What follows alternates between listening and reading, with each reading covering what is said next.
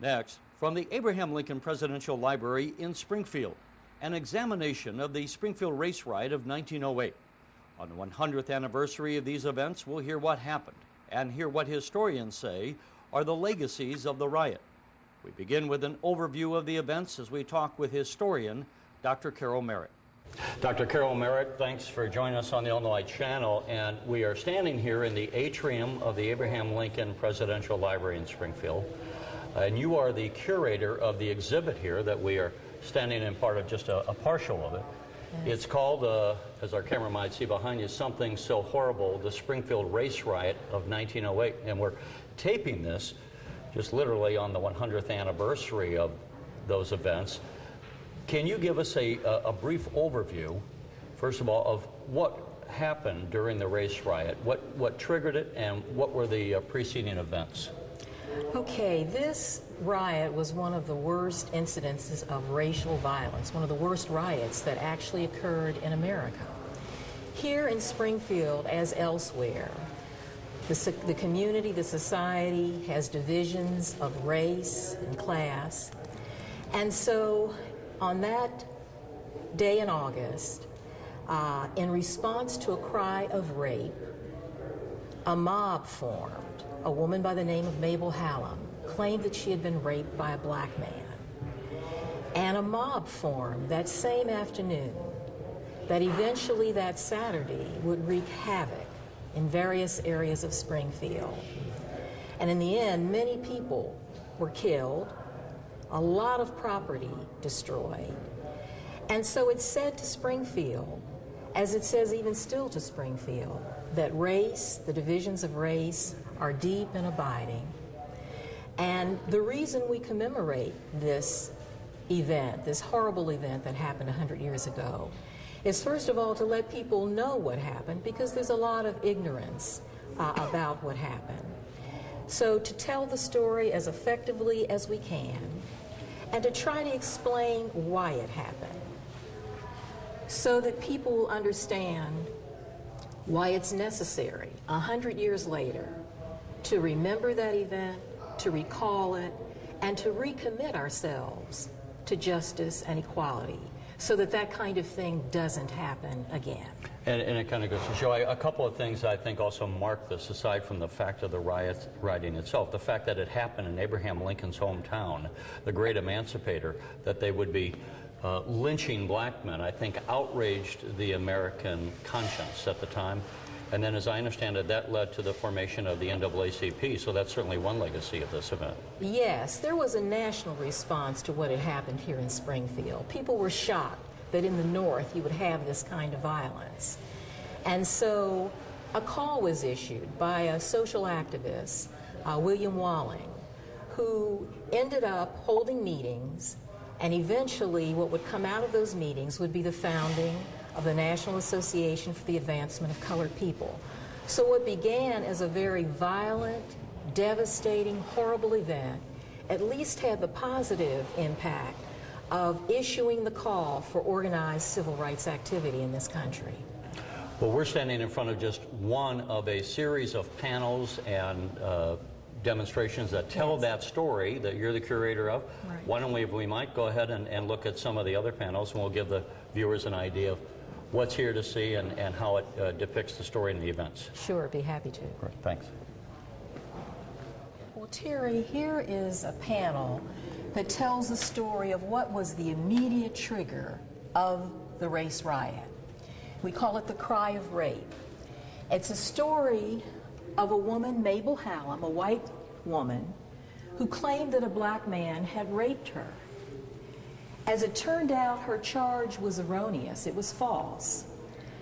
But nevertheless, a black man was picked up, George Richardson, falsely accused of the rape, put in jail. As a result of the charge, however, a mob formed quickly and grew eventually to thousands, as many as 5,000, wanting to then take the prisoner out of jail to lynch the prisoner. And I might point out, right here we have a headline which was in the day's paper. How did the mob know? The headline screamed, "Dragged from her bed and outraged by Negro," and outraged being a euphemism for rape. Right, but even before the papers hit the street, the word spread through the community so that within hours of her charge, a mob had already formed. And so how was it that George Richardson was pointed out? Did Mabel say he was the person? Okay, yes, he was immediately brought in and put in a lineup. And after much hesitation, she said, "I think you are the man, and you're going to have to prove that you weren't." The reason he was picked up was because he did have a previous criminal record, and he was working as a construction laborer in the area. And the police wanting to have some immediate response to the charge, he was picked up and immediately put in jail. What events then transpired as he was picked up and held in the Sangamon prison, I guess? Huh? Okay, he was held in the Sangamon County jail, and this was in the afternoon. Crowds began to form. The mayor heard, the governor heard about it, wanted to know if the sheriff needed reinforcement because this was a really ugly incident, the community thought. And so eventually the National Guard was called, the units coming in from all over Illinois.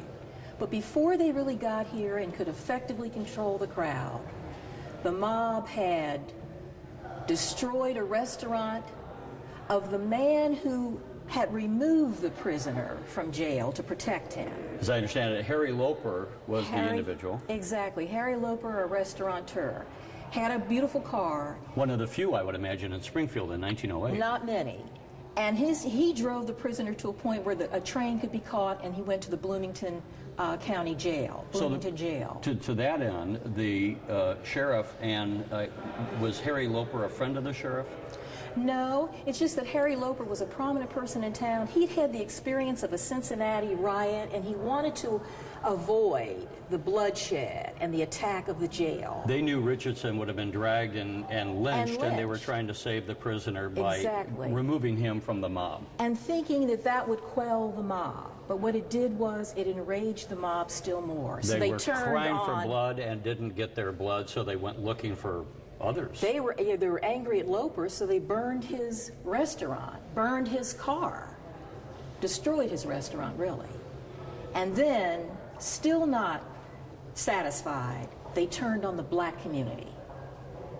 And at that point, invading the levee, an area of saloons and groceries, many of the black businesses were in that area. And because there were some black businesses, then the mob moved in, destroyed many of them. How many people eventually died, and what was the racial separation of those who were killed? Okay, there were 8 people really who died as a result of the riot. 5 of them were whites, killed apparently by blacks defending themselves and their property in the levee.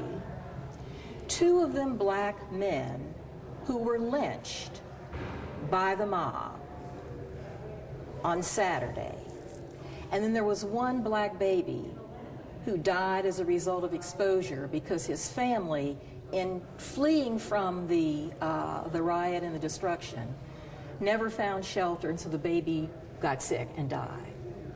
This is the only riot that we know of in which more whites than blacks were killed.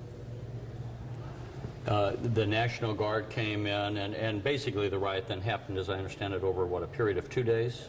The destruction took place over a period of 2 days. That Friday night at Loper's, the Saturday in the levee, then moving on to a black residential area called the Badlands, and that night killing the second black person. So that by Sunday, there was no more of the same destruction. And actually by Monday evening, some of the Guard units were able to leave town.